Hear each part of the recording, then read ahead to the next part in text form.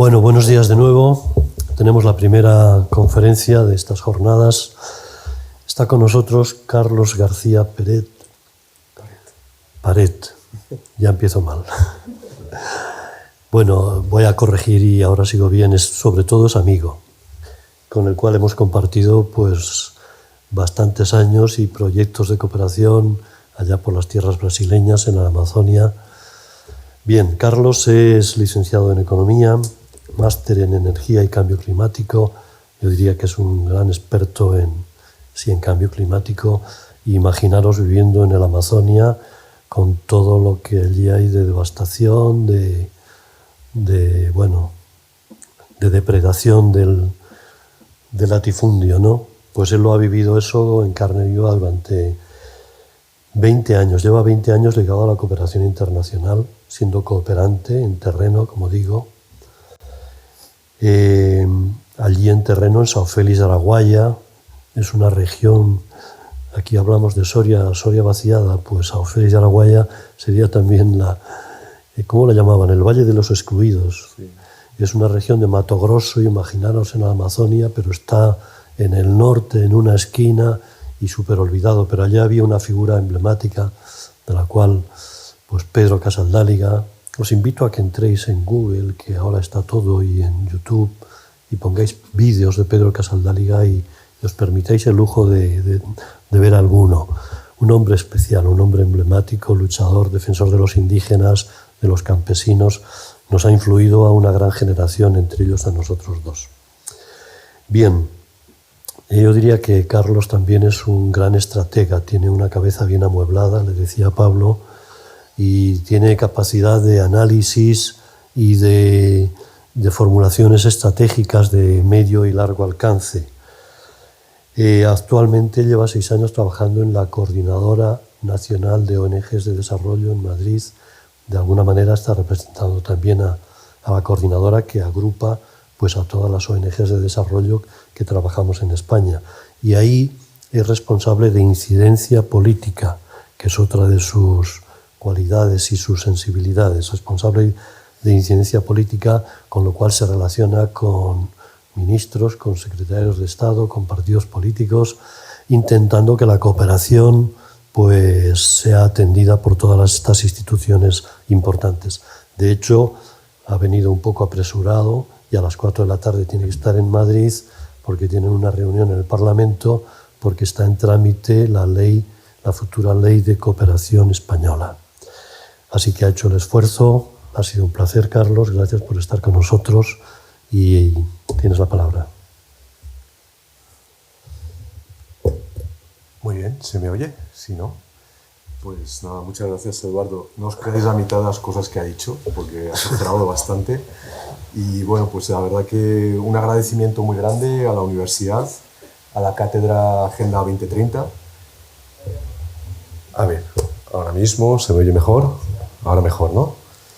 Pues nada, te estaba diciendo que un grande agradecimiento de poder estar aquí con vosotras y con vosotros, a la universidad, a la Cátedra Agenda 2030 y sobre todo a Tierras Sin Madres también, que como estaba diciendo Eduardo, pues hemos compartido proyectos, luchas y bueno, pues sueños también, ¿no? De intentar cambiar la realidad, sobre todo cuando estuvimos trabajando en el Brasil, ¿no? Me parece que estar aquí con esta sala llena de jóvenes, de juventud, pues la verdad es que me anima bastante, ¿no? Espero que después de estas jornadas pues sigáis con todo el interés, ¿no?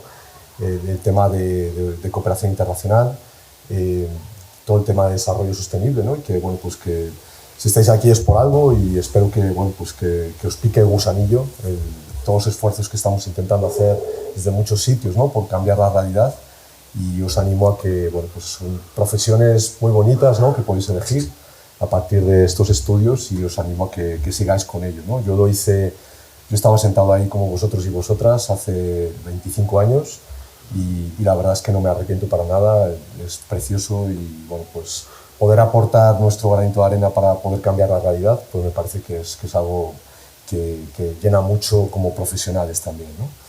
Y bueno, pues dicho esto, Comentaros que voy a intentar estructurar mi charla en 4 bloques, un poco con lo que me han pedido.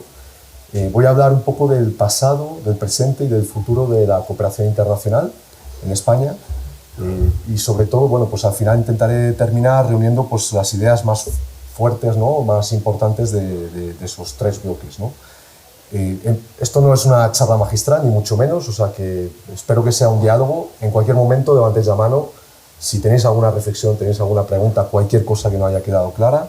Vamos, aquí intentamos, aunque nos hayan puesto una distancia con una mesa en medio, intentamos que esto también sea un diálogo, ¿no? Y no tenéis por qué estar de acuerdo con todo lo que se diga desde esta mesa, y es vuestra labor también reivindicar la palabra y la diferencia y la crítica, ¿no? Bueno, pues dicho esto, hablando de cooperación internacional para el desarrollo, me parece también como muy simbólico el que lo hagamos en Soria, porque parece como que hablar de cooperación internacional es muy evidente hacerlo en Nueva York, es muy evidente hacerlo en Bruselas, es muy evidente hacerlo en Madrid o en Barcelona, ¿no? En los grandes centros urbanos, ¿no? que parece que son los que tienen que tener la última palabra sobre qué hay que hacer, bueno, pues cómo resolver los grandes enigmas del momento actual que estamos viviendo tan complejo, ¿no? Pero me parece que es muy simbólico el que estemos aquí hablando de esto en Soria, ¿no? Y la verdad que a mí me llena de, pues, no sé, de mucho orgullo y de entusiasmo también, ¿no?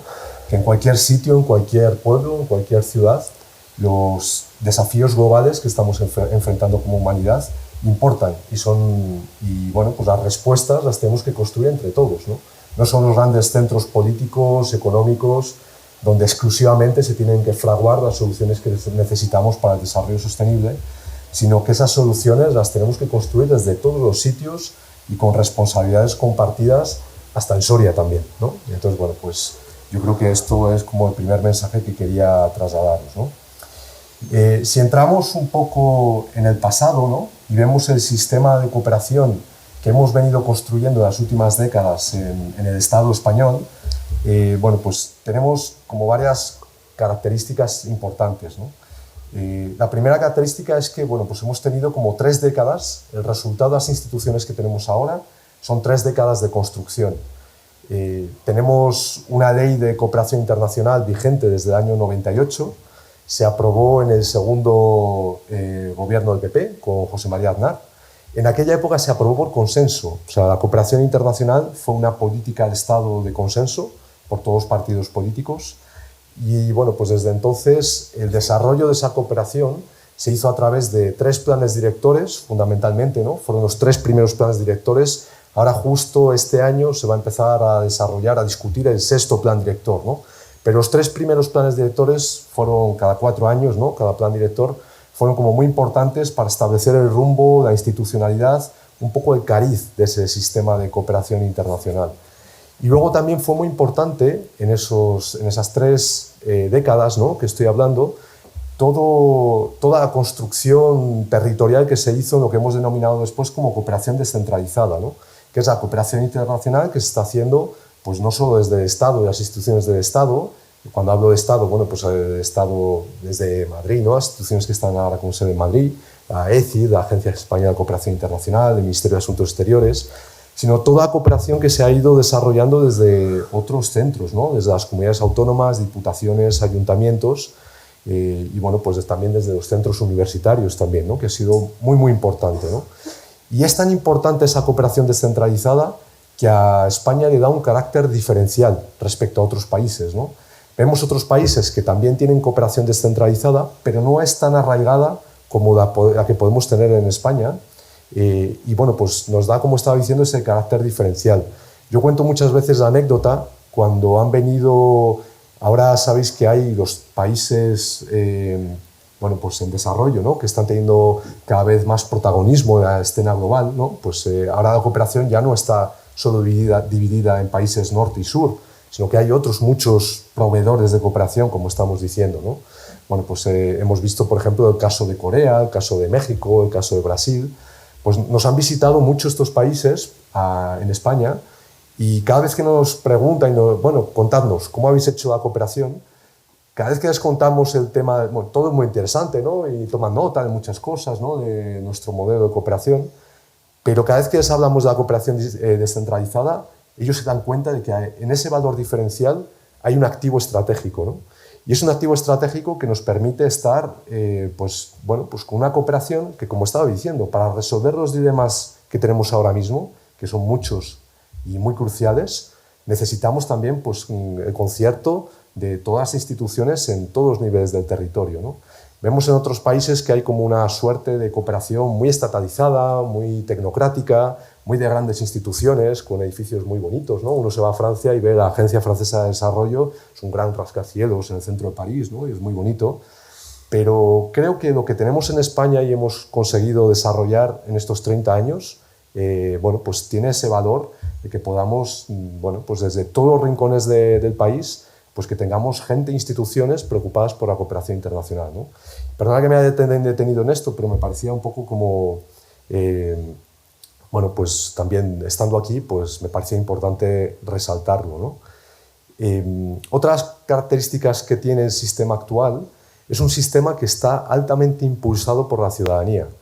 Vosotros no lo vivisteis, yo lo viví cuando yo era un adolescente, pero antes de que se firmara la Ley de Cooperación Internacional del 98, ¿no?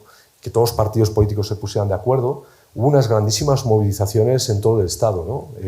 Por el 07, esas movilizaciones duraron varios años, hubo huelgas de hambre en aquel momento, ¿no? Recuerdo que, como una preocupación, al final el 07 puede ser una cifra, ¿no? Que ya conocéis, pero al final, ¿qué es el 07? Es simplemente el decir, nosotros como sociedad queremos responsabilizarnos, corresponsabilizarnos de los devenires del mundo y queremos estar en donde hay problemas y queremos demostrar que somos una sociedad solidaria, ¿no? Entonces, todo esto cristalizó con estas grandes movilizaciones y esto ha sido un caldo de cultivo muy importante, ¿no? Yo recuerdo una reunión que tuvimos con Josep Borrell cuando era ministro de Asuntos Exteriores y que siempre decíamos, hay que recuperar la cooperación, estos últimos 10 años de década perdida, que hemos tenido muchos recortes, ha sido una política muy maltratada, pero esto, tenemos que pasar la página de la década perdida y tenemos que avanzar, ¿no?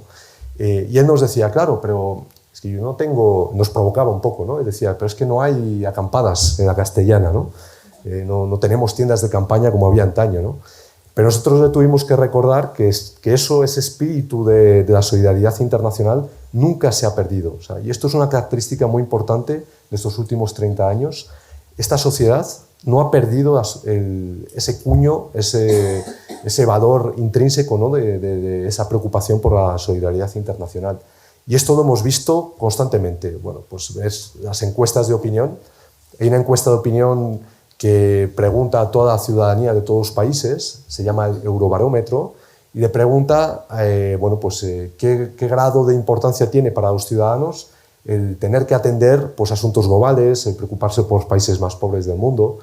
Y España sale constantemente todos los años en los primeros puestos del Eurobarómetro. O sea, es de los países, de las sociedades más preocupadas por qué está pasando en el mundo, qué está pasando con los países más pobres, que pide a los gobiernos un mayor compromiso. Esto lo vemos constantemente durante todos los años en el Eurobarómetro, ¿no? Y yo creo que esto es un motivo de orgullo, ¿no? Y luego a Borrell, aparte de recordarle que mirara los eurobarómetros, también hemos recordado a todo el resto de ministros, no solo a Josep Borrell, ¿no? Pero como él nos provocó, pues tuvimos que hacerlo, ¿no? También todas las movilizaciones. Ahora quizá no tengamos movilizaciones exclusivas pidiendo el 07, pero si uno mira las grandes movilizaciones sociales que hemos tenido en nuestro país, todas han tenido un cuño internacionalista y una preocupación y una solidaridad internacional.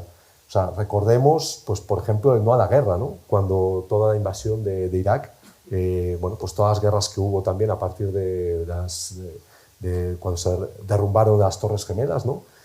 Ahí ha habido un pacifismo internacionalista que ha estado ahí también, ¿no? Y eso dialoga mucho con la cooperación internacional. También todos los movimientos feministas que hemos tenido, ¿no? Todas las movilizaciones, también han tenido un cariz internacionalista muy importante, ¿no? Y una preocupación por qué está ocurriendo con las mujeres de países mucho más maltratados en sus derechos y en sus realidades sociales, ¿no? Cuando hemos visto todas las movilizaciones por el cambio climático, donde vosotros como juventud habéis sido claros protagonistas de todo eso, muy recientemente, yo recuerdo la movilización que hubo en la COP Madrid, que se organizó en Madrid, ¿no? Hubo esa carambola se iba a realizar en Brasil, Bolsonaro no la quiso, le pasó la patata caliente a los chilenos, hubo todos los problemas políticos en Chile, ¿no? En aquel año, en 2019, y al final Madrid acogió esa conferencia. Bueno, pues la gran movilización que hubo en Madrid, que vino gente de todo el estado, hubo jóvenes que vinieron, vamos, eran autobuses, trenes llenos, ¿no? Recuerdo, había a lo mejor 150.000 personas en Madrid, ¿no? Cuando se hizo la gran movilización. Y ahí los que abrían la campaña, esa pancarta, ¿no? Pidiendo un mayor compromiso climático, eran los pueblos indígenas de la Amazonia, ¿no? Eran pueblos indígenas brasileños, ecuatorianos, peruanos, bueno, las mujeres africanas estaban ahí también. En fin, quiero decir que no hemos perdido el espíritu internacional. O sea, a lo mejor no tenemos una sociedad que esté acampando, como ocurrió en los años 90, o haciendo huelgas de hambre por el 07, pero sí que tenemos una sociedad que está peleando por tener, bueno, pues, un mayor compromiso con esta agenda global, ¿no? con la agenda global de los derechos humanos, el desarrollo sostenible, y que, bueno, pues es una expresión del compromiso, la corresponsabilidad y la solidaridad internacional, ¿no? Bueno, pues yo creo que todo esto que os estoy contando ahora me parece que es una herencia, no es algo fortuito, o sea, que una sociedad sea más o menos comprometida o más o menos corresponsable y solidaria. Esto no es una cosa azarosa del destino, ¿no? Bueno, pues detrás de todo esto hay grandes movimientos, hay muchas organizaciones, ha habido mucho compromiso de las instituciones, la cooperación descentralizada ha hecho su labor, ¿no? Ha habido mucha gente plantando semillas. Este es el caso, ¿no? Que haya una cátedra aquí en la universidad, ¿no? Que en Soria estéis preocupados por todos estos temas.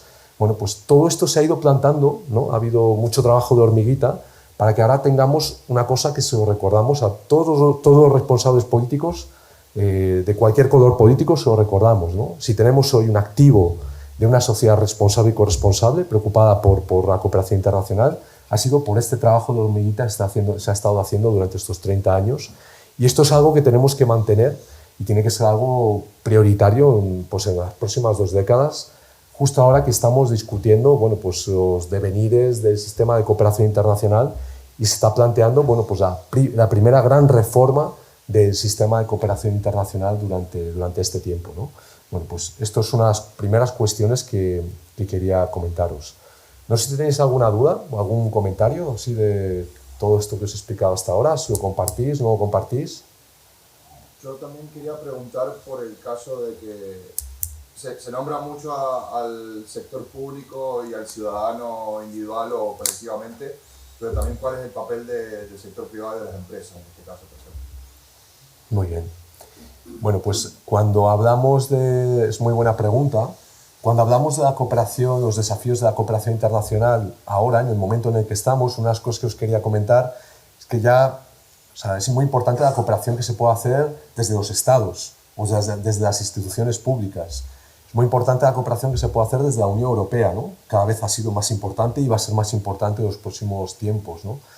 Es muy importante la cooperación que se puede hacer desde las instituciones multilaterales, ¿no? Bueno, pues pensar, por ejemplo, en la ayuda humanitaria, el papel que puedan tener las agencias de Naciones Unidas, como el Programa Mundial de Alimentos, que pueda tener OCHA, ¿no? Etcétera, etcétera, ¿no? Bueno, pues todo esto es muy importante, pero sí que es verdad que uno de los fenómenos que estamos viviendo ahora, y esto la Agenda 2030, me imagino que lo habéis visto, ¿no? Es, bueno, pues la participación de cada vez más, desde su aporte específico y desde su valor añadido, de un conjunto de actores, ¿no? Entonces, bueno, pues los sistemas de cooperación, y este es un gran desafío ahora para el sistema de cooperación que queremos reformar, ¿no? Se va a empezar a reformar, cómo incorporar a los distintos actores, ¿no? Cómo incorporar a la universidad, cómo incorporar a las instituciones de la cooperación descentralizada, cómo incorporar a la sociedad civil y cómo incorporar a las empresas también, ¿no? Cuando hablamos de empresas, muchas veces tenemos como el clic de solo pensar en las grandes empresas, ¿no? De las empresas del IBEX 35, de las grandes multinacionales, ¿no? Que parece como que son las únicas que tienen un papel, ¿no? para avanzar en la Agenda 2030 y en la cooperación internacional. Pero tenemos que tener una visión del sector privado muchísimo más enriquecida, ¿no? O sea, al final lo que tenemos que preguntarnos es qué sector privado necesitamos para mover la agenda de desarrollo sostenible, para mover los derechos humanos, para mover una economía mucho más inclusiva y mucho más responsable en todos los países, ¿no? Y bueno, pues hay estudios que muestran que, claro, hay un papel muy fuerte de pues, las pequeñas y medianas empresas, hay un papel muy fuerte de las cooperativas, hay un papel que es imprescindible de los sectores informales, ¿no? Lo que estamos hablando como la base de la pirámide, ¿no? O sea, que hay que generar otro tipo de economía y que, bueno, pues en ese otro tipo de economía tenemos que tener un pensamiento de un sector privado mucho más plural, ¿no?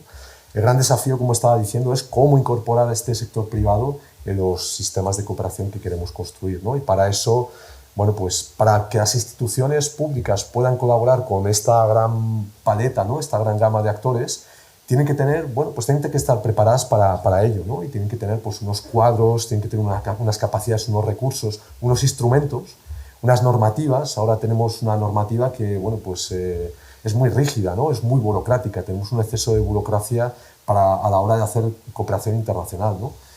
Básicamente es una cooperación internacional donde lo más importante es, bueno, pues los temas administrativos, procedimentales, los rendimientos de facturas, ¿no?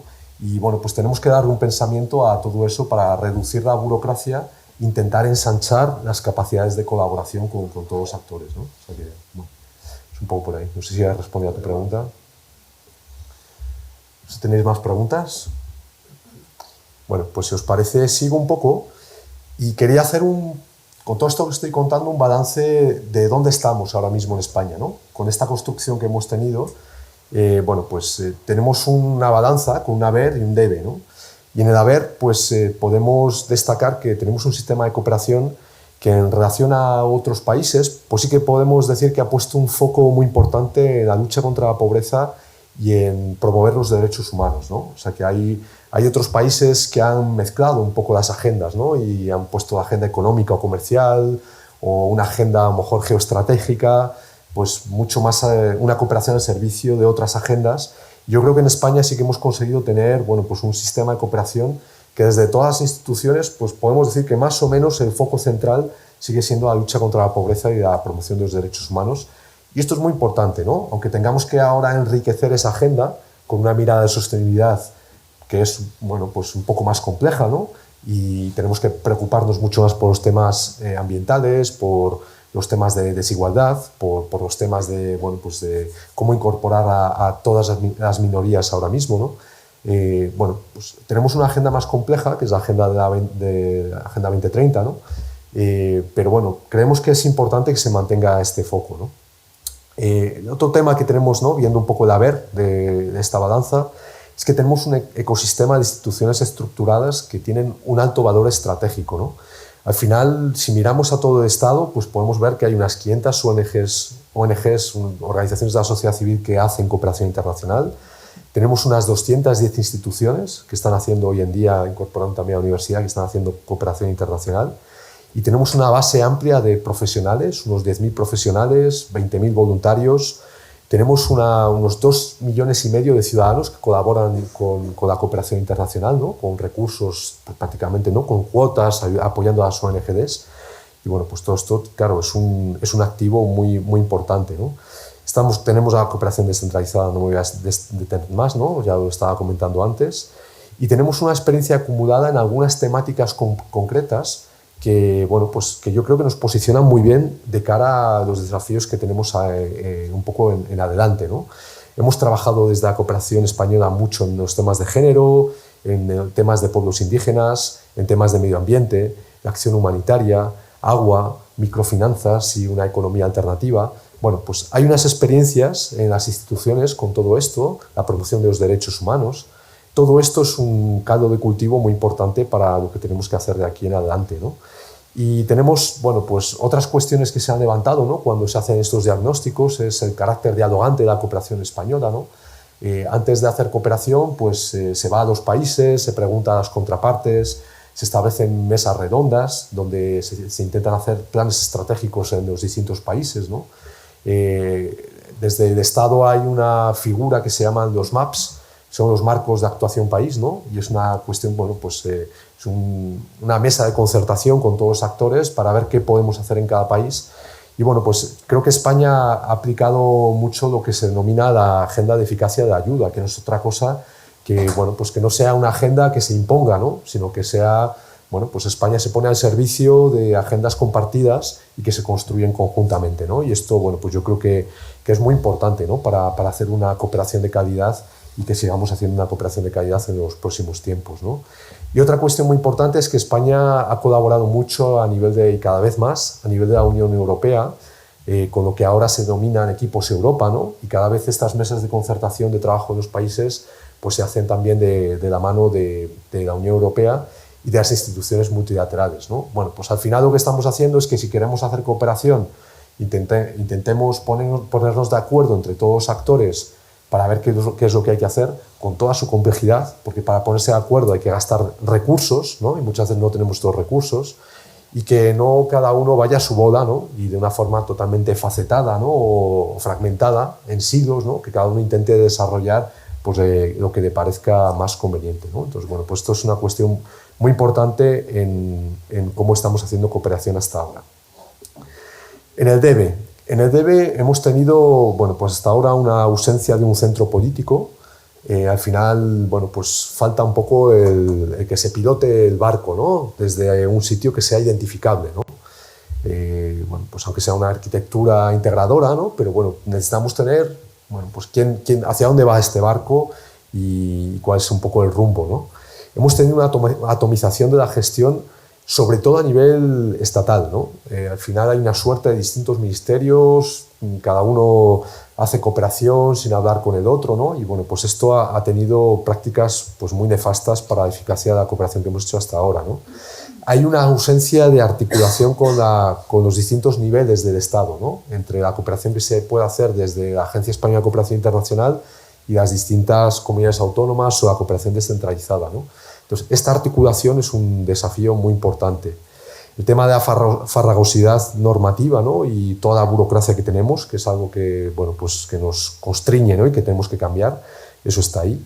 La precariedad y descapitalización de los recursos humanos, la disminución de la ayuda oficial al desarrollo, en lo que hemos denominado la década perdida de la cooperación, estos últimos años, pues España ha pasado del 0,46%, en ese 0,7%, ¿no? De esfuerzo de ayuda, ha llegado hasta, ha habido años, en 2015 por ejemplo, que llegamos hasta el 0,12, ¿no?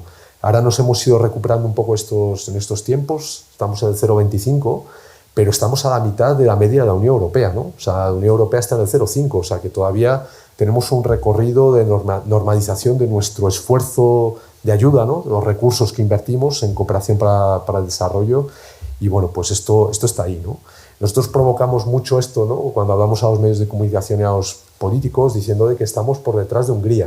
O sea, nuestro esfuerzo de ayuda hoy, Hungría, que es el patito feo de la Unión Europea, ¿no? Y es quien nadie quiere ser, ¿no? Orbán, ¿no? Habéis oído hablar, ¿no? Todo el tema de los refugiados y el ultranacionalismo, todo, bueno, pues la reducción de derechos, ¿no? Que está provocando, y de democracia, ¿no? Que está provocando en Hungría. Bueno, pues Hungría hoy destina más cooperación internacional en esfuerzo de ayuda de lo que lo está haciendo España, ¿no? Bueno, pues esto está ahí, ¿no? Entonces, bueno, pues esto es un poco el panorama que tenemos, ¿no? Esta es la balanza. Tenemos cosas muy positivas y tenemos unos grandes desafíos por delante que tenemos que hacer frente, ¿no? Y bueno, pues ahora pasaría un poco al segundo punto, ¿no? Que os quería plantear. ¿Y cómo vamos a reformar el sistema de cooperación internacional? Bueno, pues para reformar el sistema de cooperación internacional es muy importante tener algunas claves de todo lo que está pasando a nuestro alrededor, ¿no? Sobre todo en el contexto internacional, que es un contexto que es muchísimo más complejo que el que teníamos en el año 90. Y bueno, pues tenemos que observarlo, tenemos que analizarlo y tenemos que saber cómo posicionarnos con una mirada de largo plazo, porque una de las características que estamos observando ahora es como un cortoplacismo, ¿no? Con una agenda. A todo esto también colaboran mucho los medios de comunicación, ¿no? Parece que cada día nos levantamos y el mundo ha cambiado totalmente, ¿no? Lo que era importante hace una semana ya no lo es, y lo que es importante hoy y la semana que viene no lo será, ¿no? Entonces, en medio de todo este vaivén, ¿no? Y de esta confusión global que estamos viviendo, lo que tenemos que hacer es sacar los prismáticos, mirar a los próximos 20 años y saber dónde nos tenemos que posicionar, en qué agendas, y bueno, pues qué tenemos que hacer como sociedad y como instituciones, ¿no? Entonces, una de las primeras cosas, os voy a dar unas cuantas claves, ¿no? Mirando este contexto internacional. Una de las primeras cosas que tiene que hacer este nuevo esta reforma, ¿no?, en la cual estamos empezando a trabajar ahora, es mirar los grandes retos globales que tenemos ahora mismo como humanidad, ¿no? En este momento en el que estamos, como sociedades, tenemos que detectar cuáles son los grandes retos que tenemos como sociedad, ¿no? Entonces, bueno, la primera cosa que tenemos que darnos cuenta es que estamos viviendo lo que hemos denominado una crisis poliédrica, ¿no? Es una crisis que no se explica simplemente por un único fenómeno, sino por una yuxtaposición de distintas crisis que al final es como el ovillo, ¿no? El ovillo que se va enredando, y bueno, pues en este ovillo pues, que vamos teniendo distintas manifestaciones, ¿no? Entonces, bueno, pues tenemos que entender un poco cuáles son los colores de este distinto ovillo, cuáles son los distintos cordones, para saber un poco dónde tenemos que poner el acento y dónde tenemos que tener las grandes estrategias de cambio, ¿no? Entonces, bueno, pues lo primero que tenemos que ver es que tenemos una gran crisis democrática. Ahora mismo lo que estamos hablando es de un proceso de autocratización en el mundo. Estamos viendo, pues, bueno, pues con el ascenso de potencias autocráticas como puede ser China, con todo lo que está pasando ahora mismo con el conflicto, con la guerra, ¿no?, en Ucrania, etcétera, etcétera, ¿no? Y también en nuestras sociedades europeas, ¿no? La autocratización, Europa no es ajena a este proceso de autocratización. La pérdida de democracia, la pérdida de derechos, bueno, pues como la respuesta a esta crisis parece que es como más autoritarismo, ¿no? En vez de más democracia, tenemos respuestas que vienen desde el más autoritarismo, ¿no? Entonces, bueno, pues aquí tenemos una tensión global que creo que es muy importante, ¿no? Otra de las tensiones globales sigue siendo la pobreza y las grandes desigualdades, ¿no? O sea, mientras ahora mismo os voy a leer algunos datos, son datos los más recientes que tenemos ahora mismo, ¿no? 1 de cada 9 personas no tiene suficiente para comer. 1 de cada 4 personas vive con menos de $3 al día. 2/3 de esta población, ¿no?, estos 1.300 millones de personas que tienen menos de $3 al día bueno, pues para subsistir, pues 3/4 partes son mujeres, ¿no? Entonces, cuando hablamos de la necesidad de invertir en la agenda de las mujeres, en el protagonismo de las mujeres, porque necesitamos, para cambiar estas realidades, bueno, pues poner por delante a las mujeres, ¿no? Esta es otra de las grandes realidades, ¿no? Si queremos, otro de los colores debería ser el color morado, ¿no? Y entender que, bueno, pues que hay una gran desigualdad ahora mismo, y esa desigualdad atañe fundamentalmente a las mujeres, ¿no?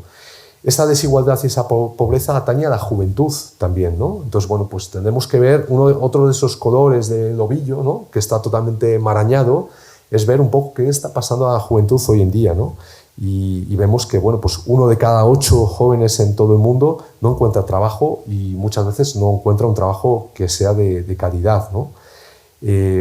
Bueno, la realidad de la infancia también es muy importante, ¿no? Estamos viendo que hay 1 de cada 6 niños que no va a la escuela, la inmensa mayoría son niñas.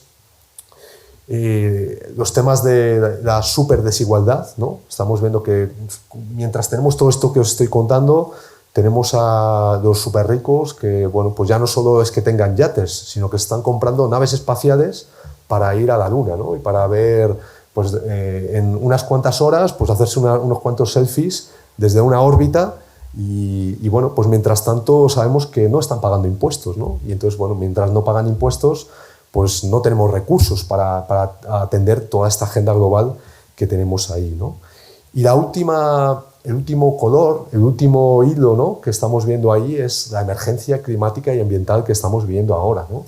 Y bueno, pues esta emergencia climática y ambiental no la teníamos cuando estábamos pensando el sistema de cooperación hace 30 años, ¿no?, hace 20 años. Es una suerte de realidad, es una realidad que os va a tocar vivir, bueno, a nuestra generación, pero sobre todo a vuestra generación, ¿no? Y ya nos están diciendo que para resolver esta crisis climática y ambiental que tenemos nos quedan 10 años. El último informe que ha salido de IPCC hace unas semanas nos está recordando que tenemos 3 años para alcanzar el pico de emisiones, y que si no lo hacemos, el cambio climático, bueno, pues ya es una realidad, pero bueno, pues se va a manifestar con sus peores consecuencias, ¿no?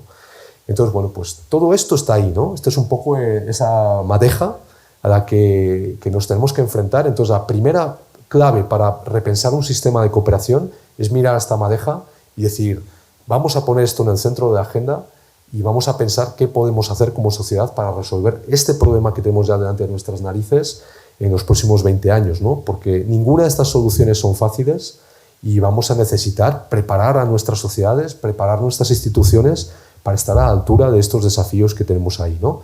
Y luego podemos, quien quiera confundirse con esta agenda mediática, cortoplacista, que nos intentan cambiar, que nos intentan confundir, pero no, o sea, lo más importante, no nos perdamos, pongamos esta madeja multicolor, ¿no? Con estos grandes desafíos que he apuntado, y sobre todo preguntarnos por dónde empezar, ¿no? Porque al final tenemos grandes problemas globales, pero los tenemos que aterrizar y tenemos que saber por dónde tenemos que empezar.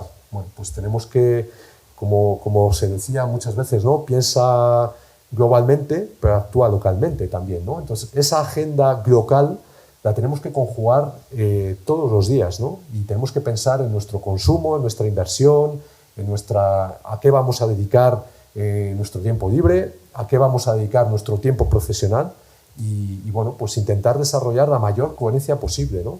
Nuestra exigencia a los políticos a todos los niveles, nuestra exigencia a las empresas, nuestra exigencia a las instituciones tiene que ser más alta que nunca. No les podemos permitir, ningún desliz porque no tenemos ni un euro que gastar, ningún tiempo que perder y bueno, pues creo que tenemos que estar, como sociedad, saliendo a la calle constantemente para recordarles que la agenda que nos importa es esta agenda, ¿no? La agenda de derechos, la agenda de sostenibilidad, la agenda de igualdad, pues preocupados por todo esto que está pasando hoy en día, ¿no? Y como cooperación internacional tenemos que preocuparnos pues, por los perdedores de la globalización, las periferias, las distintas periferias del mundo, porque todo esto no nos está afectando a todos por igual. Y bueno, pues al final tenemos que entender que hay estados fallidos, que hay personas que están intentando, pues por toda la crisis climática, por todos los conflictos que está habiendo por la ola autocrática, están siendo obligadas todos los días a huir y a salir de sus casas, ¿no? Por así decirlo, ¿no? Tenemos el Mediterráneo, que es la mayor fosa común que existe hoy en día, ¿no? Pues las estadísticas están ahí, ¿no? Las personas que están siendo obligadas a abandonar sus hogares, pues nunca han sido tantas. Estamos en el mayor momento de la historia, ¿no? Donde hay 100 millones de personas que están viviendo esta realidad, ¿no? Tenemos que mirar también a esas barriadas, ¿no? De esos grandes centros urbanos donde pues está viviendo muchos conflictos, ¿no? Y todas las barriadas de las ciudades de Latinoamérica, de los grandes suburbios de las ciudades de África, de Asia, pues ahí es donde tenemos que estar como cooperación internacional, ¿no? Tenemos que estar también en el campo, ¿no? Porque en el campo están muchas de las soluciones y están muchos de los conflictos que estamos viviendo hoy en día, ¿no? Y tenemos ahí la Amazonia, ¿no? Estábamos empezando esta charla recordando un poco la realidad de la Amazonia. Esa Amazonia que se deforesta todos los días, campos y campos de fútbol, ¿no? Todos los años, pues una suerte de deforestación del tamaño de Bélgica, y todo eso pues por alimentar nuestras dietas hipercárnicas, ¿no? Somos nosotros los que comemos la carne de esa soja que se planta en la Amazonia, que alimenta a nuestros cerdos, nuestras vacas, nuestros pollos. Y pues con esas macrogranjas que estamos instalando, ¿no? Creo que me está comentando aquí Eduardo, ¿no? Que esa macrogranja se está intentando instaurar en Soria, ¿no? En el norte de Soria. Pues todo esto es una aberración, porque al final no son las soluciones que necesitamos ni para la España vaciada, ni para la preservación de nuestros ecosistemas. No es por ahí que necesitamos repensar el sistema global de alimentos, ¿no? Entonces, el sistema de cooperación internacional tiene que mirar a estas realidades también, ¿no? Estos ecosistemas que se están, se están destruyendo hoy en día, ¿no? Y se están destruyendo por nuestros modelos de consumo y de producción que los tenemos que repensar, ¿no? Y tenemos que preguntarnos quiénes son los perdedores, ¿no? de toda esta realidad, este ovillo enmarañado. ¿Quiénes son las personas que están sufriendo más todas esas realidades, ¿no? Pues lo estamos diciendo un poco, ¿no? Las personas migrantes, las personas que están en los campos de refugio, las mujeres, la infancia, los pueblos indígenas, las personas jóvenes, ¿no? Como vosotros, que están viviendo estas realidades en otros países, ¿no? Pues tenemos que poner un foco también en estas personas que son las que deberían de ser, el centro de atención de todos los esfuerzos que hagamos en la cooperación internacional. Y bueno, pues en estas claves que os estoy dando tenemos que pensar que ya no nos sirve solo el famoso 0,7, sino lo que tenemos que hacer es, bueno, pues repensar que todos los recursos que estamos utilizando en nuestra sociedad tienen que estar al servicio de esa agenda de sostenibilidad, ¿no? Al final, si pensamos, el 0,7, bueno, pues equivale a, bueno, pues a todos los recursos que todos los años pierden los países del sur global en los paraísos fiscales, ¿no? Bueno, pues a lo mejor tenemos que pensar que es tan importante donar al 0,7, ¿no? El que tengamos ese compromiso de recursos, como el atajar la agenda de, bueno, pues que se cierren ya de una vez los paraísos fiscales, que las empresas bueno, pues, contribuyan con una fiscalidad justa, ¿no? O sea, esto es tan importante como destinar el 0,7, ¿no? Pensemos en la facturación de Google, ¿no? El 0,7 equivale a la facturación de Google. Estamos viendo que las tecnológicas, bueno, pues ya nos hemos enterado, yo me enteré el año pasado, me pareció totalmente indignante que yo, o bueno, cada uno de nosotros, ¿no? Cualquier persona trabajadora está contribuyendo con sus impuestos lo mismo que Netflix, ¿no? Bueno, pues esto es un escándalo, ¿no? Estas grandes tecnológicas hoy en día que no están contribuyendo bueno, pues con las políticas públicas, con los recursos que necesitan los países, pues es una cuestión que tenemos que cambiar, ¿no? Y luego lo que estamos hablando mucho de los temas de los flujos ilícitos, ¿no? Esos flujos que vienen de la corrupción, del tráfico de armas, de las drogas. Bueno, pues pensemos cómo Rusia ha conseguido tener ese ejército tan fabuloso que ahora mismo está atacando Ucrania, ¿no? Pues ¿de dónde vienen esos recursos, no? Pues vienen de los combustibles fósiles, vienen de las armas, vienen de la corrupción. Son cuestiones, ¿no?, que hemos denominado como flujos ilícitos, ¿no? Ese dinero que no aparece, ¿no?, ese dinero que es opaco y que, bueno, pues que tenemos que atacar también y que tiene que estar también en el centro de nuestros esfuerzos a nivel internacional, ¿no? Bueno, os he hablado un poco de claves. Creo que de una clave también que es muy importante a la hora de reformar el sistema de cooperación es entender un poco cómo las megatendencias que estamos viviendo ahora mismo, ¿no? Ahora mismo estamos viviendo una suerte de enfrentamiento entre tendencias que van en distintas direcciones, ¿no? Por un lado tenemos el pensamiento sistémico, ¿no? El que nos sintamos bueno, pues dentro de esta aldea global con esa responsabilidad, lo que estábamos hablando, ¿no? Piensa globalmente y actúa localmente. Bueno, pues esto sigue existiendo en nuestras sociedades, ¿no? Lo estaba comentando antes, cómo la sociedad española sigue siendo una de las sociedades más responsables o corresponsables internacionalmente. Esto es porque hay una responsabilidad global, una solidaridad internacional, hay un pensamiento global. Esto es una de las fuerzas que todavía está presente en nuestras sociedades, ¿no? Estamos en medio de una suerte de ecoalfabetización, ¿no? Estamos empezando a entender qué significa relacionarnos con la tierra, ¿no?, con la madre tierra. Estamos escuchando en ello a los pueblos indígenas que nos recuerdan, ¿no? Lo estamos redigando con los ecosistemas, ¿no? Pero esto es un proceso, bueno, pues la sociedad moderna, ¿no?, la industrialización y nuestro proceso de urbanización nos había un poco totalmente amputado el entender que somos seres vivos integrados en ecosistemas. Y bueno, pues estamos ahora mismo entendiendo qué es la ecoalfabetización, ¿no? Tenemos ahí grandes autores que, bueno, pues nos están dando claves muy importantes. Fritjof Capra, ¿no?, desde la Universidad de Berkeley, ¿no?, es un autor que recomiendo mucho. Vandana Shiva, ¿no?, que podéis encontrar claves pues muy importantes, ¿no? Bueno, pues hay todo un caldo de cultivo, ¿no? Ernst Götz, ¿no?, que es un suizo que está viviendo en la Amazonia y está casi demostrando que en zonas de semiárido es posible restaurar selvas, ¿no? Y lo está haciendo, demostrando en el ejemplo, ¿no?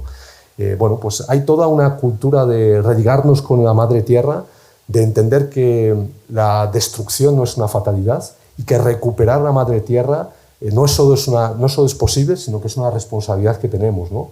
Y para eso tenemos que cambiar hábitos, nuestra forma de consumir, nuestra forma de alimentarnos, nuestra forma de proveer energía, etcétera, etcétera, etcétera, ¿no? Todo el tema de las campañas que estáis viendo con la ropa, ¿no?, la ropa que estamos utilizando. Bueno, pues todo esto es un gran fenómeno que tenemos ahí. Feminismo y igualdad, ya he hablado antes de ello, esto es fundamental. Hay todo un movimiento ahora mismo que yo creo que bueno, pues que tiene que ser uno de los vientos, ¿no?, que mueva el barco de esta nueva cooperación que queremos desarrollar, ¿no? la multiculturalidad, la diversidad, la cultura de paz. Todo esto son grandes macrotendencias que estamos viendo ahora, ¿no? Pero estas macrotendencias están en oposición con, bueno, pues con otro tipo de procesos en nuestras sociedades que lo estamos viendo, ¿no? Como ese ultranacionalismo, ¿no? Que se opone al pensamiento global y a la responsabilidad global, el digitalismo y la alienación informativa, ¿no? Frente al pensamiento más estratégico, más profundo, ¿no? Esa mirada más de recorrido que estábamos hablando antes, ¿no? Dentro de esa realidad líquida, ¿no? Que hablaba Bauman. La mega desigualdad. O sea, estamos viendo ahora mismo que hay una desigualdad mucho más grande que en cualquier momento de la historia, ¿no? Los súper ricos están ahí, ¿no? Y estábamos hablando antes de ello, ¿no? La ecoansiedad, ansiedad como fenómeno ahora mismo, ¿no? De esos ecosistemas que se pierden y que nunca vamos a volver a recuperar, ¿no? Los franceses han inventado una palabra que se llama la solstalgia, que la solstalgia es como la nostalgia de aquello que nunca vamos a poder volver a ver, ¿no? Yo recuerdo, bueno, pues de subir al glaciar del Monte Perdido con mi padre recientemente, y mi padre me recordaba, joder, es que antes el glaciar del Monte Perdido llegaba hasta allá abajo, ¿no? Y ahora, bueno, pues todo eso se ha ido destruyendo, ¿no? Yo recuerdo cuando la primera vez que llegué a la Amazonia tuve que atravesar durante 12 horas una selva prístina, bellísima, maravillosa, y que eso 10 años después ya no existía más, ¿no? Lo único que había eran vacas y campos de soja, ¿no? Bueno, pues esto nos provoca una sensación de nostalgia que, bueno, pues vamos a tener también que resolver todo esto, ¿no? Vosotros como juventud vais a tener que estar, casi Eduardo como terapeuta nos tiene que dar un poco las claves para poder vivir todo eso, ¿no? Es una realidad muy dura para la que nos tenemos que preparar y tenemos que estar juntos, ¿no? No tenemos que estar aislados como individuos, sino que tenemos que estar cada vez más juntos para poder vencer a todo este tipo de fenómenos, ¿no?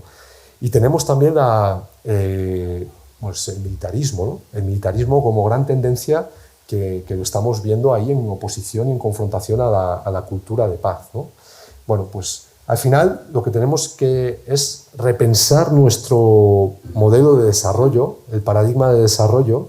Esta es otra de las claves. Ya no nos sirven las viejas fórmulas de crecer y distribuir, sino que tenemos que ir a un paradigma que no sé si habéis podido, me imagino que a lo mejor lo habéis trabajado, que es el donuts, ¿no? La economía del donuts. Bueno, pues la economía del donuts, si no habéis oído hablar de ella, pues os invito a que podáis investigar y trabajarlo en clase, ¿no?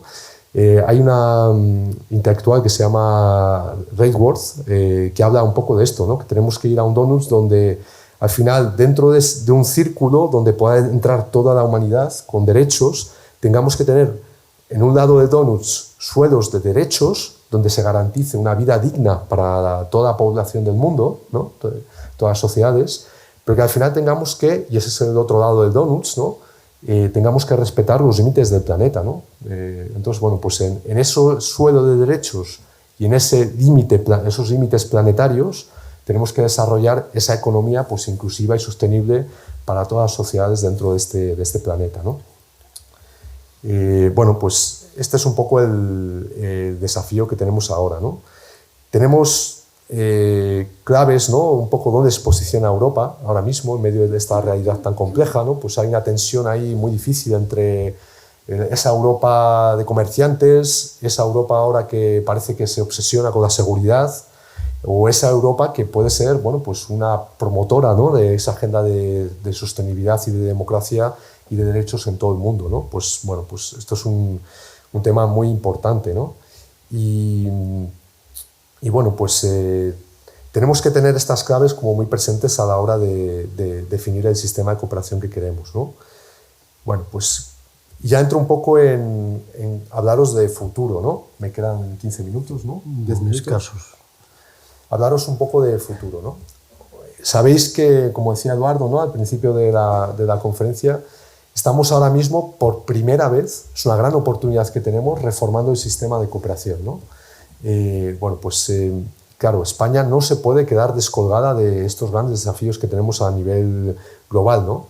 Y bueno, pues en esta oportunidad que tenemos de reformar nuestras instituciones, ¿no? De centrar otra vez el foco, el rumbo, de poder recapacitar todas nuestras instituciones, ¿no? Y volver, bueno, pues a empoderarnos un poco, ¿no? Como sistema de cooperación, nos jugamos mucho, ¿no? Para los próximos años, ¿no? Nos jugamos todo que podamos ayudar a millones de personas, ¿no? O sea, el sistema de cooperación español, si nos ponemos todas las instituciones en conjunto, cada año se benefician millones de personas, ¿no? Entonces, bueno, pues esto tenemos que tenerlo muy presente, ¿no? Nos jugamos el tener instituciones eficaces, ¿no? Y nos jugamos nuestro papel en el mundo también, y que nos vean un poco del lado de, como país y como sociedad, que está en el lado de quien está resolviendo estos problemas, ¿no? Bueno, pues esto es muy importante, ¿no? Y al mismo tiempo nos jugamos el tener pues una sociedad como más resiliente y más democrática, ¿no? Al final la cooperación internacional es lo que está haciendo, esto lo estaba diciendo un poco al principio de la charla, ¿no? Lo que está haciendo es que en el corresponsabilizarnos, arremangarnos y ponernos manos a la obra como sociedad a resolver los problemas del mundo, esto nos hace una sociedad pues más democrática, más consciente, más sensible a los problemas de los demás. Y bueno, pues esto es una resiliencia que en los tiempos que estamos viviendo de división, de enfrentamiento, de egoísmos, de ultranacionalismo, pues vemos que es algo muy importante, ¿no? Entonces, bueno, pues como sociedad española tenemos muchas cosas que en juego, ¿no? Y que, bueno, pues que nos estamos jugando en este momento. Sabéis que hemos estado dedicando, bueno, quería comentaros un poco en qué momento estamos ahora mismo con toda la tramitación del proyecto de ley de cooperación internacional.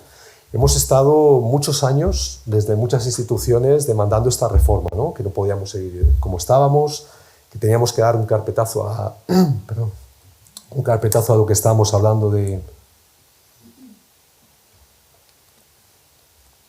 la década perdida, ¿no? La década perdida de la cooperación, con todos los recortes que ha habido, ¿no? En los últimos años, y que teníamos que ponernos las pilas, ¿no? Entonces, bueno, pues hemos gastado bastantes años en intentar generar este momento de la reforma. Ahora hemos llegado al momento de la reforma, ya hay un anteproyecto de ley. El año pasado hubo un proceso, una subcomisión en el Congreso de los Diputados, donde todos los grupos políticos, en diálogo con la sociedad, ¿no? También hubo, bueno, pues, expertos, expertas, las propias universidades, los técnicos de la cooperación descentralizada. Hubo un diálogo muy rico para, bueno, pues se aprobó un documento en el cual, bueno, pues se establecían como las grandes ideas hacia dónde debería de ir la cooperación internacional en las próximas décadas, ¿no? Y el momento en el que nos estamos jugando todo es este año, ¿no? Porque en este año el gobierno tiene que aprobar en Consejo de Ministros para final de mayo, principios de junio, tiene que aprobar ya un proyecto de ley.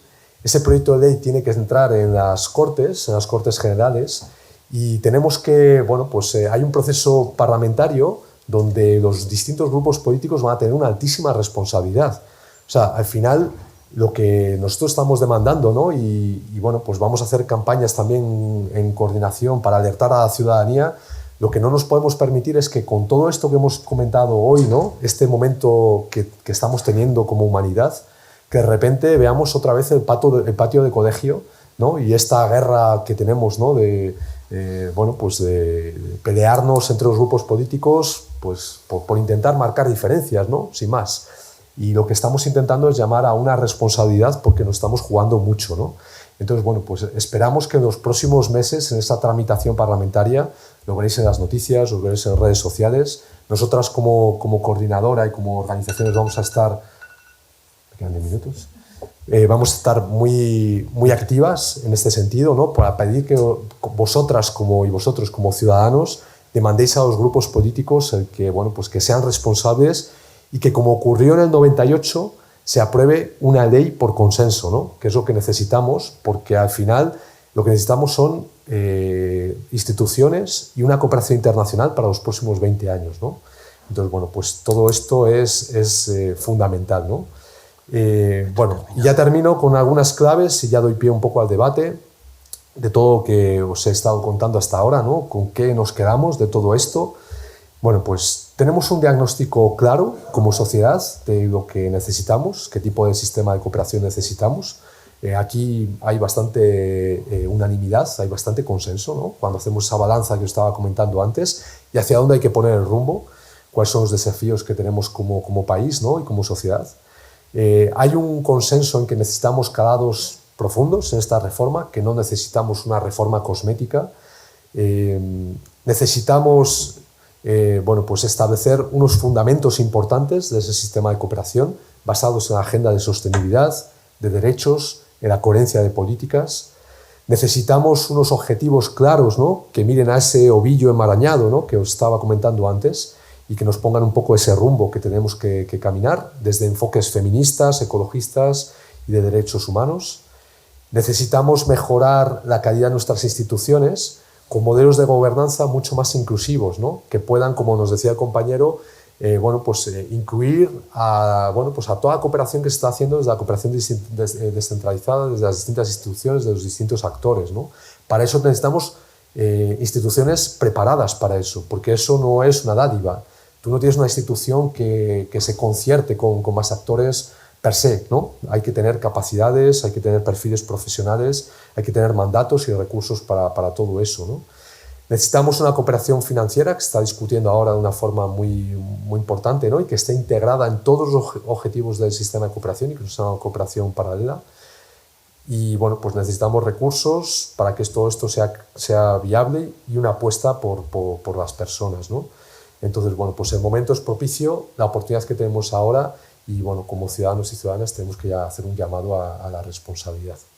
Bueno, muchas gracias por escucharme y a vuestra disposición para todas las preguntas que queráis hacer.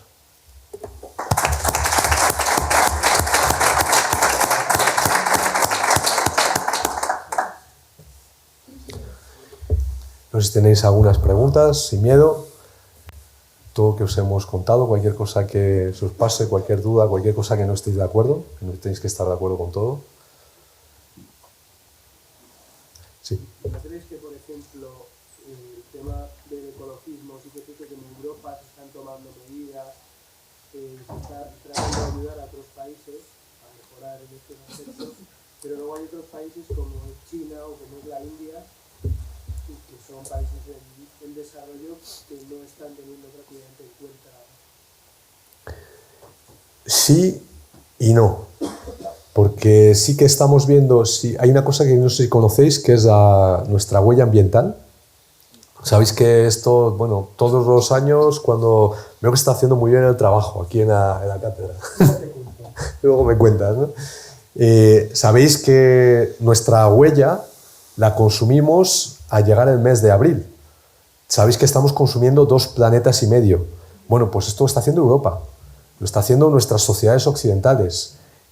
Una persona en la India o en China no está consumiendo tanto como estamos haciendo, no está destruyendo tanto como estamos haciendo nosotros, ¿no?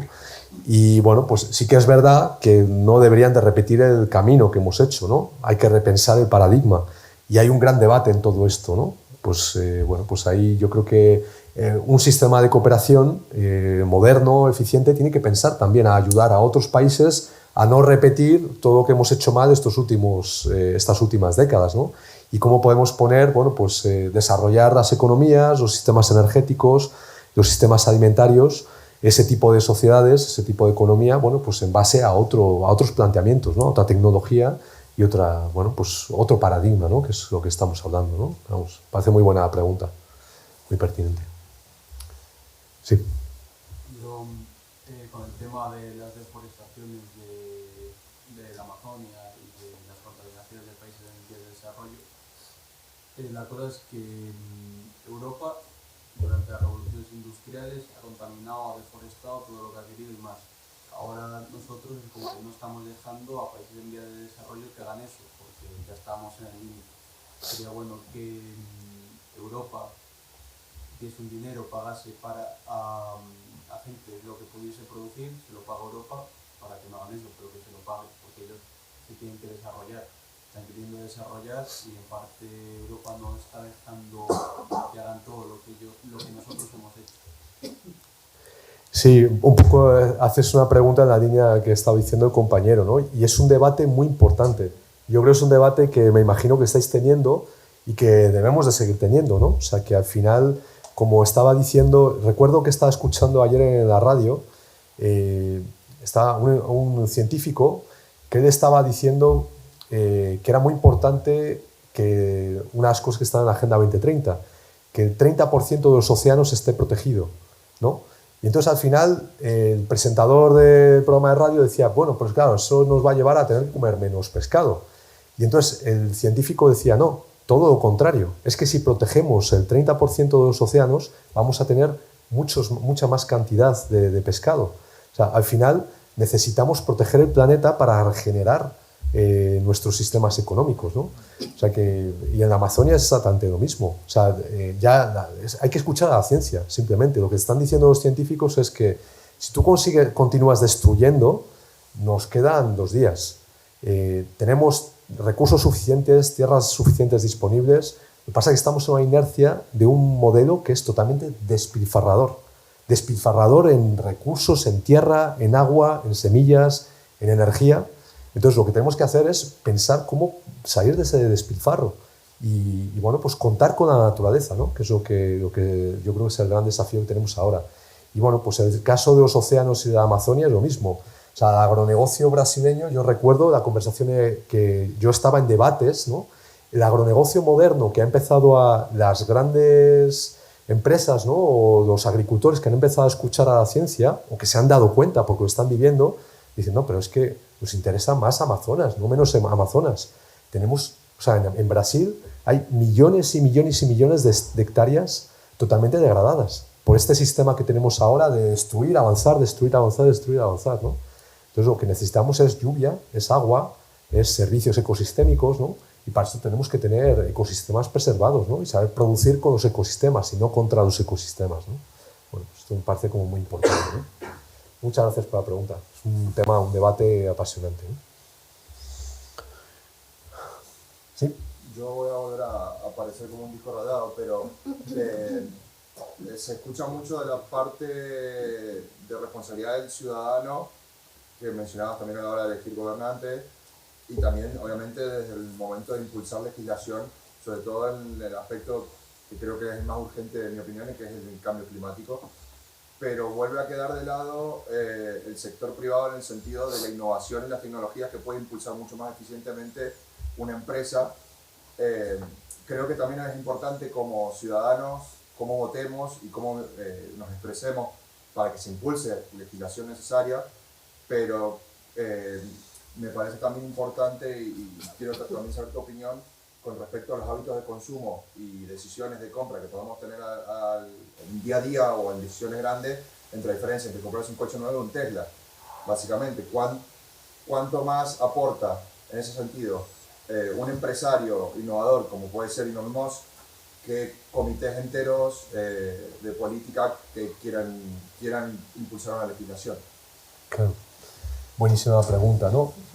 Yo creo que a lo mejor quizá podamos terminar ya con esta pregunta, sí, ¿no? También por tiempo de la mesa.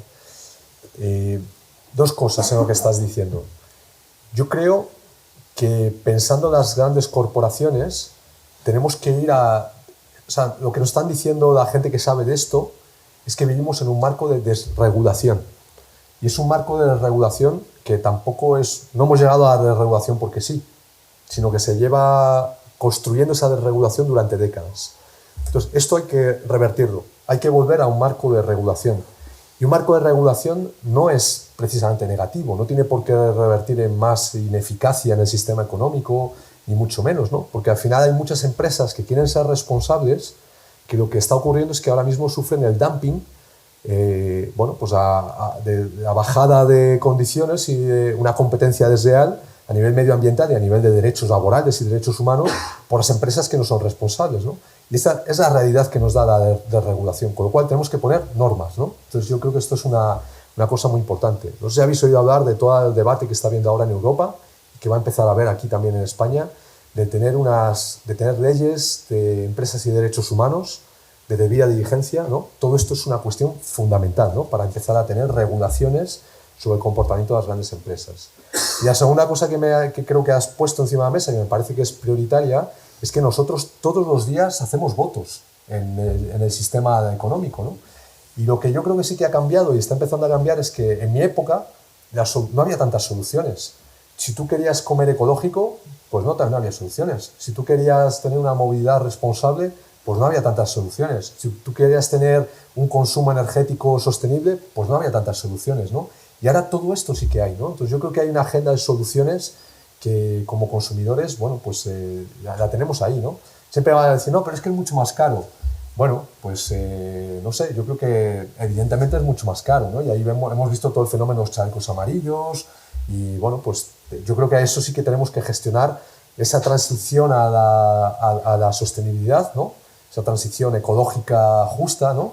Tenemos que gestionarla de una manera responsable y con justicia, ¿no? Nunca mejor dicho, pero al mismo tiempo yo creo que, bueno, pues todos como ciudadanos y ciudadanas tenemos posibilidades de hacer votos todos los días y, bueno, pues lo que a lo mejor hoy es un poco más caro, que a lo mejor no siempre es tan caro, ¿no? Porque si uno luego piensa comer bien y luego si comes mal y luego lo que te vas a gastar en salud, ¿no? Los años de vida que vas a perder, ¿no? Por ejemplo, pues a lo mejor quizá te salga la cuenta mucho mejor, ¿no? Entonces, bueno, pues esto, yo creo que esa agenda está ahí también, ¿no? Bueno, pues nada, muchas gracias y perdonad si me he extendido y he quitado tiempo a la compañera, pero bueno, ha sido un placer y nada, os animo a seguir adelante con todo esto y tengo mucho trabajo por delante. Muchas gracias. Gracias a ti.